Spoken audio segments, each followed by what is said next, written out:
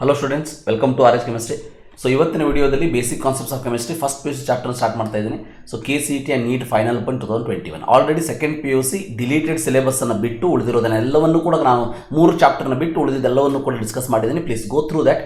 ಇದರ ಸಿನಾಪ್ಸಿಸನ್ನು ನಾನು ಕಮ್ಯುನಿಟಿ ಟ್ಯಾಬಲ್ಲಿ ಲಿಂಕನ್ನು ಕೊಟ್ಟಿರ್ತೀನಿ ಆರ್ ಡಿಸ್ಕ್ರಿಪ್ಷನ್ ಬಾಕ್ಸಲ್ಲಿ ಲಿಂಕನ್ನು ಕೊಟ್ಟಿರ್ತೀನಿ. Please go through that. Okay. So, 2 students performed the same experiment separately and each one of them recorded the 2D readings. ಹೌದಾ? ಸೊ ಮಾಸ್ ಎಷ್ಟಿದೆ? 3.0 ಗ್ರಾಮ್ ಅಂತ ಇದೆ. ಇದು ರೀಡಿಂಗ್, ಸ್ಟೂಡೆಂಟ್ ರಿಪೋರ್ಟ್ ಮಾಡಿರುವಂಥ ರೀಡಿಂಗು. ಇಲ್ಲಿ ಅಕ್ಯುರಸಿ ಮತ್ತು ಪ್ರಿಸೈಸ್ ಬಗ್ಗೆ ಕ್ವಶನ್ ಕೇಳಿದ್ದಾರೆ. ಸೊ ಅಕ್ಯುರೇಟ್ ಅಂತಂದ್ರೇನು? 3 ಗ್ರಾಮಿಗೆ ಎವರೇಜ್ ಏನಿದೆ ಎಕ್ಸಾಕ್ಟ್ಲಿ ಸೇಮ್ ಇರಬೇಕು. ಹೌದಾ? ಪ್ರಿಸೈಸ್ ಅಂದ್ರೇನು? Readings are nearest. ಅದನ್ನು ನಾವು ಪ್ರಿಸೈಸ್ ಅಂತ ಕರಿತೀವಿ. ಸೊ ಈಗ ನೋಡ್ತಾ ಹೋಗಿ, ಫಸ್ಟ್ ಒಂದು ಇದರ ಎವರೇಜ್ ತೊಗೊಂಡ್ರೆ 3ನೇ ಬರ್ತದೆ, ಮತ್ತು ಇವೆರಡು ರೀಡಿಂಗ್ ಭಾಳ ಹತ್ತಿರ ಇದೆ. ಇದು both precise and accurate. But second reading ತೊಗೊಂಡಾಗ ಇದರ ಎವರೇಜ್ ತೊಗೊಳ್ಳಿ, 3.05 + 2.95 / 2 ಅಂತ ಮಾಡಿದ್ರೆ ನಿಮಗೆ 3 ಬರ್ತದೆ. ಅಂದರೆ accurate but not precise. So ಅದಕ್ಕೆ ಕರೆಕ್ಟ್ ಆಪ್ಷನ್ ನೀವು ನೋಡ್ತಾ ಹೋದ್ರಿ ಅಂತಂದರೆ ಇಷ್ಟು second one should be the correct results of student A are both precise and accurate. Result of student B are neither precise and nor accurate ಅಂತ ಇದೆ. Wrong. ಇದು student ಬಿದೇನಿದೆ ಅಂತಂದರೆ ಈ ಕೇಸ್ ಒಳಗೆ ಅಕ್ಯುರೇಟ್ ಇದೆ ಅಂತಂದ್ರೇನು? ಎರಡರ ಎವರೇಜ್ ತಗೊಂಡಾಗ we are going to get 3 but not precise. So the answer for this question is second one. Remember that. Then measure temperature on Fahrenheit scale is 200 degrees Celsius. 200 degree Fahrenheit. What will be this reading on Celsius scale ಅಂತ ಕೇಳ್ತಾರೆ. Okay, ಇದಕ್ಕೆ ಫಾರ್ಮುಲಾವನ್ನು use ಮಾಡೋಣಂತೆ. Formula ಏನು ಹೇಳ್ತದೆ ನಮ್ಮದು? So formula ಏನಿದೆ ಅಂತಂದರೆ degree Fahrenheit = 9/5 degree Celsius + 32 ಅಂತ ಇದೆ. ಆರ್ ಇದನ್ನು ನಾನು ಡಿಗ್ರಿ ಸೆಲ್ಸಿಯಸ್ ಕನ್ವರ್ಟ್ ಮಾಡಬೇಕು ಅಂತ ಅಂದರೆ degree Celsius so 5/9 degree Fahrenheit -32 ಅಂತ ಆಗ್ತದೆ. ಹೌದಾ?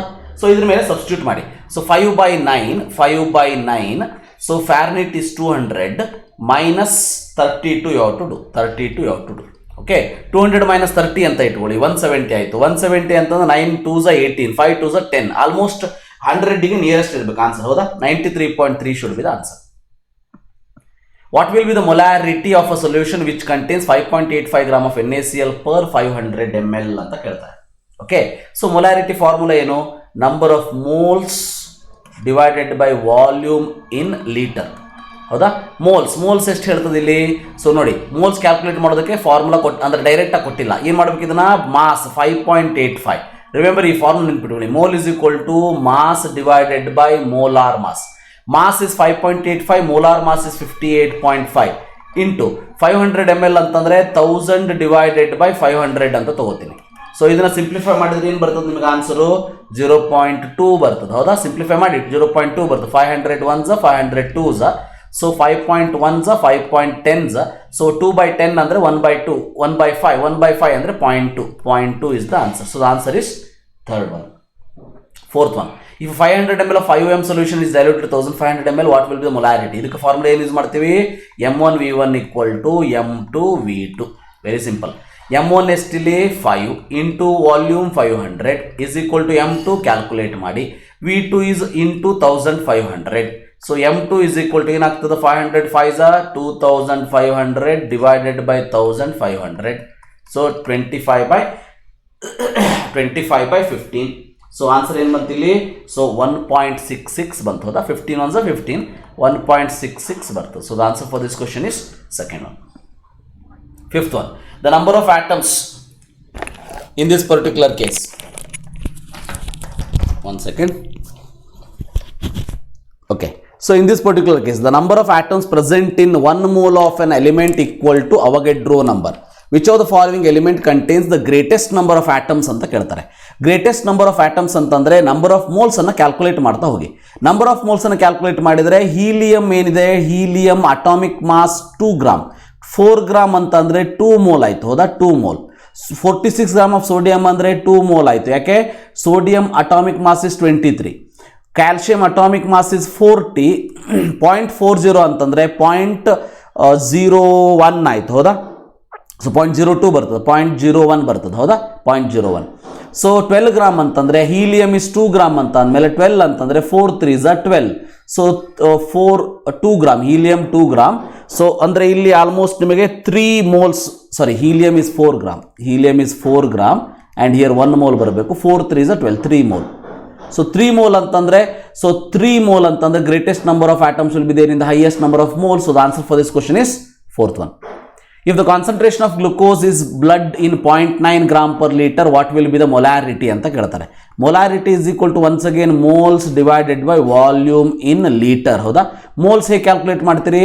0.9 divided by glucose is 180 gram. ಹೌದಾ? 180 ಗ್ರಾಮ್ ಇಂಟು ಪರ್ ಲೀಟರ್ ಕೊಟ್ಬಿಟ್ಟಿದ್ದಾರೆ ಅವರು, 1/1 ಲೀಟರ್ ಅಂತಲೂ ಬರೆದ್ಬಿಡ್ಬೋದು. ಸೊ 0.9 ಡಿವೈಡ್ ಬೈ 180 ಅಂದರೆ ಎಷ್ಟಾಗ್ತದೆ? ಸೊ 0.9 ಡಿವೈಡ್ ಬೈ 180 ಅಂದರೆ 0.05 ಆಯ್ತು. ಹೌದಾ? ಸಾರಿ 0.005 ಆಯ್ತು. ಹೌದಾ? 0.005 ಆಯಿತು. So answer for this question is remember 3. 6th one answer is C. What will be the molarity of the solution containing 18.25 gram of HCl gas in 500 gram of water ಅಂತ ಕೇಳ್ತಾರೆ. So in this particular case once again ನಾವಿಲ್ಲಿ ಏನು ಮಾಡಬೇಕು? Molality ಅಂತಂದರೆ mole per K G ಅನ್ನೋದು ನೆನಪಿರಲಿ. So small M ಇದು, small M is equal to, so number of moles divided by mass of solvent in K G, ಅಥವಾ mass divided by molar mass into 1000 divided by mass in grams. So ಇದನ್ನು ಮಾಡಿದರೆ mass of the HCl 18.25, molecular mass is 36.5. So molecular mass ಇದೆಲ್ಲ ಗೊತ್ತಿರಬೇಕು ನಿಮಗೆ. Cl is equal to 35.5, calcium is equal to 40, sodium is equal to 23. ಇದನ್ನು ನೀವು ನೆನ್ಪಿಟ್ಕೊಳ್ಬೇಕು, ಅವರು ಕೊಡೋದಿಲ್ಲ, ಗೊತ್ತಿರಲಿ. So 1000 divided by 500 gram, 500 gram, 500 1s 500 2s. So 18.1s 18.2s. So 2 get cancelled. ಅಂದ್ರೆ answer ಏನು ಬಂತು? 1 molal. So 1 molal should be the answer. 4th one is the answer for 7th one. Next ಇಲ್ಲಿ ನೋಡಿ, 6.022 × 10⁻23 ಆಟಮ್ಸ್ ಆರ್ ಮಾಲಿಕ್ಯೂಲ್ ಇನ್ 1 mole ಅಂತ ಕೊಟ್ಟಿದ್ದಾರೆ. ಹೌದಾ? ಅದು ಗೊತ್ತಿದೆ ನಮಗೆ. Number of molecules of H2SO4 present in, number of molecules of H2SO4 present in 100 ml of 0.02 m H2SO4 solution is ಅಂತ ಕೇಳ್ತಾರೆ. ಸೊ ಇದರಲ್ಲಿ ಫಸ್ಟ್ ಏನು ಕ್ಯಾಲ್ಕುಲೇಟ್ ಮಾಡಬೇಕು? Calculate moles of H2SO4, moles of H2SO4. ಅದಾದ್ಮೇಲೆ ನಮಗೆ Avogadro number is in 1 mole. So many moles, how much is the atoms you can calculate easily. So to calculate that, what we have, molarity is equal to moles divided by volume in liter. So molarity ಎಷ್ಟಿದೆ ಇಲ್ಲಿ? 0.02 ಇದೆ, is equal to moles calculate ಮಾಡಬೇಕು. ಹೌದಾ? Volume ಇನ್ litre ಎಷ್ಟಿದೆ? 100 ml ಅಂದರೆ 0.1 litre. ಹೌದಾ? 0.1 litre ಅಂತ ತಗೋತೀನಿ. ಹಾಗಾದರೆ ಮೋಲ್ಸ್ ಇಸ್ ಈಕ್ವಲ್ ಟು ಎಷ್ಟು ಬಂತು? 0.02 ಇಂಟು 0.1. ಸೊ 0.002 ಬಂತು. ಹೌದಾ? 002 ಮೋಲ್ಸ್ ಅಂತ ಬಂತು. So 1 mole is having, remember, 6 × 10⁻23. So 0.002 moles is having, so 0.002 ಅಂತಂದರೆ 0.012 × 10⁻23. ಸೊ ಅದನ್ನು ಕನ್ವರ್ಟ್ ಮಾಡಿ 12 × 10⁻20 ಆಯಿತಾ? 12 × 10⁻20 ಆಯಿತು. ಹೌದಾ? So the answer for this question is remember 8th one A. What is the mass percent of carbon in carbon dioxide ಅಂತ ಕೇಳ್ತಾರೆ. Formula ಏನಿದಕ್ಕೆ? Mass percent of carbon is equal to, so mass of carbon, mass of carbon, mass ಅಂತಂದರೆ atomic mass of carbon divided by total mass into 100.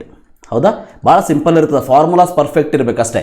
So atomic mass of the carbon ಎಷ್ಟಾಗ್ತದೆ ಇಲ್ಲಿ? 12 divide by total mass is 44 into 100. 12 divide by 44 into 100 ಎಷ್ಟು ಬಂತು? So 44, 12 by 44 ಅಂದರೆ, so 44 almost 2s 88, 44 3s almost 30ಗೆ nearest ಬರಬೇಕು. So 27.27 is the answer. 10th one, empirical formula is given, molecular mass is given. What will be the molecular formula? We know that molecular formula is equal to, so empirical formula into N. So N ಹ್ಯಾಗೆ calculate ಮಾಡ್ತೀರಿ? So molecular mass divided by empirical formula mass. So molecular mass 180 ಕೊಟ್ಟಿದ್ದಾರೆ. Empirical formula mass ಏನಾಗ್ತದೆ? 30 ಆಗ್ತದೆ. 12 + 2 + 16 ನೋಡಿ 30. ಅಂದರೆ ಏನಾಯಿತು 6 ಆಯಿತು ಹೌದಾ. 6 ಅಂತಂದರೆ CH2O ಇಂಟು 6 ಇಸ್ equal to C6H12O6. So C6H12O6 third one is the answer for 10th. Then ಇಲ್ಲಿ ನೋಡಿ, if the density of a solution is 3.12 gram, mass of the solution is 1.5 ml, then the mass of the 1.5 ml solution, mass calculate ಮಾಡಬೇಕು, ಇಷ್ಟು volume ಕೊಟ್ಟಿದ್ದಾರೆ. So density is equal to mass by volume. So mass calculate ಮಾಡಬೇಕು ಅಂದರೆ density into volume. Density ಎಷ್ಟು 3.12, volume ಎಷ್ಟು 1.5. 3.12 into 1.5 ನಿಮಗೆ ಎಷ್ಟು ಬರ್ತದೆ? ಆಲ್ಮೋಸ್ಟ್ ಕ್ಯಾಲ್ಕುಲೇಟ್ ಮಾಡಿ. 15 2s 30 ಹೌದಾ. So 15 2s 30, 15 1s 15, 15 3s 45. So 45 46. So 46 ಅಂದರೆ ಆಲ್ಮೋಸ್ಟ್ 4.68 ಗ್ರಾಮ್ ಬರ್ತದೆ. But this is not the answer. 4.68 ಅನ್ನೋದು ಆನ್ಸರ್ ಅಲ್ಲ, ಗೊತ್ತಿರಲಿ. ಯಾಕಂತಂದರೆ whenever we will multiply the number, then in what way we have to express this. ಇದನ್ನು ಯಾವ ರೀತಿ express ಮಾಡಬೇಕು ಅಂತಂದರೆ, ಈ ಕ್ವಶನಲ್ಲಿ ಲಿಮಿಟೆಡ್ ಅಂದರೆ ಮಿನಿಮಮ್ ಸಿಗ್ನಿಫಿಕೆಂಟ್ ಫಿಗರ್ ಎಷ್ಟಿದೆ ಅಂತ ನೋಡಬೇಕು. ಮಿನಿಮಮ್ ಸಿಗ್ನಿಫಿಕೆಂಟ್ ಫಿಗರ್ 2 ಇದೆ ಹೌದಾ. 2 ಸಿಗ್ನಿಫಿಕೆಂಟ್ ಫಿಗರ್ ಇದೆ ಅಂದರೆ ಇದನ್ನು ಕೂಡ round off to 2 significant figure ಅಂದರೆ ಏನಾಗ್ತದೆ ಆನ್ಸರು 4.7 ಗ್ರಾಮ್ ಆಗ್ತದೆ. ಕರೆಕ್ಟಾಗಿ ಅರ್ಥ ಮಾಡ್ಕೊಳ್ಳಿ. ಕರೆಕ್ಟ್ ಸಿಗ್ನಿಫಿಕೆಂಟ್ ಫಿಗರ್ ಅಂತ ಅಂದರೆ ಮಲ್ಟಿಪ್ಲಿಕೇಶನ್ ಇದ್ದಾಗ ಅಥವಾ ಡಿವಿಷನ್ ಇದ್ದಾಗ we have to express the answer in such a way that in which case in the problem in which number there is a minimum significant figure. Idu 2 significant figure ide, hence I will round off this to 4.7. Hence the answer for this question is first one. Remember, which of the following statement about compound is incorrect? Compound is incorrect anta kelta idara nodi. Molecule of a compound has atoms of different element, definitely correct. Compound cannot be separated into constituent elements by physical method of separation. So correct. The compound retain the physical properties of constant element. Constant element same ಇರ್ತದ? ಇಲ್ಲ. ಯಾಕಂದ್ರೆ for example ನೋಡಿ, hydrogen plus oxygen ಸೇರಿ water ಆಯ್ತು ಅಂತ ಇಟ್ಕೊಳ್ಳಿ. ವಾಟರಿಗಿರೋ property ಬೇರೆ, oxygen ಬೇರೆ, ಹೈಡ್ರೋಜನ್ ಬೇರೆ ಅಂದರೆ answer is this one, incorrect. Ratio of atoms of different element is fixed, that is correct. 13th, which of the following statement correct about the reaction given below? 4Fe3O2 2Fe2O3 ಅಂತ ಇದೆ. So 4Fe3O2 ಅಂದಾಗ first ಒಂದು ನೋಡಿ, total mass of the iron and oxygen reactant is equal total mass of the iron and oxygen in the product. Therefore it follows law of conservation of mass. See law of conservation of mass ಏನು ಹೇಳ್ತದೆ? So mass of the reactant is equal to product, ಹೌದಾ? So ಅಂದರೆ ಇದು same law of multiple proportion ಅಂದರೆ wrong ಆಗ್ತದೆ, right? Amount of Fe2O3 can be increased by taking any one of the reactant ಅಂತ ಇದೆ, right? So iron or oxygen in excess ಅಂತ ಇದೆ. So it is not the thing, ಯಾಕಂದ್ರೆ limiting reagent ಅಲ್ಲಿ ಗೊತ್ತಿರಬೇಕು ನಮಗೆ. Amount of Fe2O3 produce will decrease if the amount of any one of the reactant taken in excess ಅಂತ ಇದೆ, right? So this is also wrong, not possible, remember.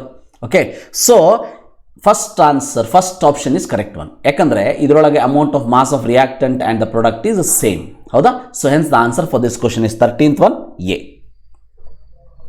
14th, which one of the following reaction is not correct according to law of conservation of mass? Balancing ನೋಡಿ ಅಷ್ಟೇ, very simple. Balancing ಇದೆಯಾ ಅಂತ ನೋಡಿ. ಯಾವುದಕ್ಕೆ balancing ಇಲ್ಲ, that should be the balancing ಇಲ್ಲ, that should be the answer. Okay, so ಇಲ್ಲಿ ನೋಡ್ತಾ ಹೋಗಿ 2mg O2 ಬ್ಯಾಲೆನ್ಸ್ ಇದೆ, C3C ಇದೆ. ಸೊ ಅಂದರೆ it should be the answer. ತಲೆ ಕೆಡಿಸ್ಕೊಳ್ಳೋದು ಅವಶ್ಯಕತೆ ಇಲ್ಲ, answer should be 3.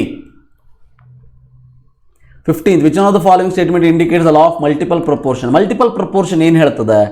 Whenever same compound, whenever the same elements going to form different compound, whenever same element going to form different compounds, then remember fixed mass of the one will combine with the mass of the other is always in the simple whole number ratio ಅಂತ ಹೇಳ್ತದೆ.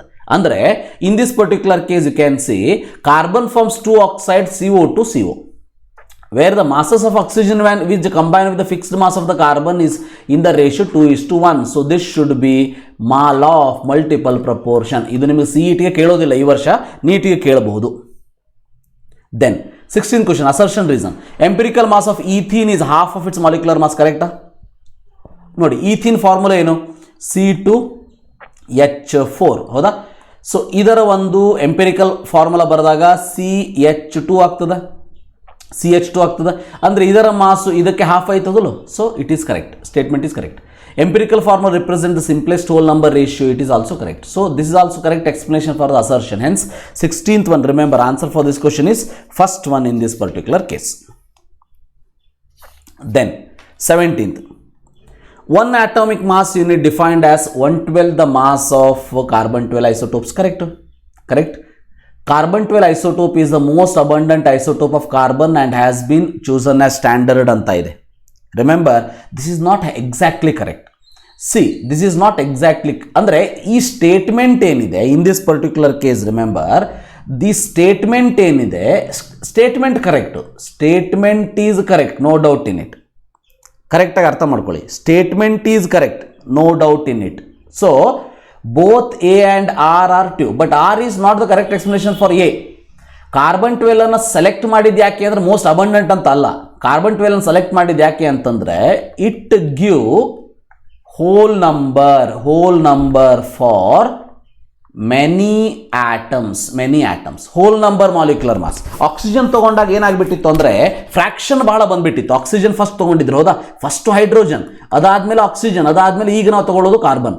So oxygen and hydrogen ತಗೊಂಡಾಗ fractions ಜಾಸ್ತಿ ಬರ್ತಾ ಹೋದಾಗ carbon ಅನ್ನು consider ಮಾಡಿದರು. So ಈ statement correct ಇದೆ, ಬಟ್ ರಿಮೆಂಬರ್, ಬಟ್ ಇದು ಕರೆಕ್ಟ್ ಸ್ಟೇಟ್ಮೆಂಟ್ ಅಲ್ಲ.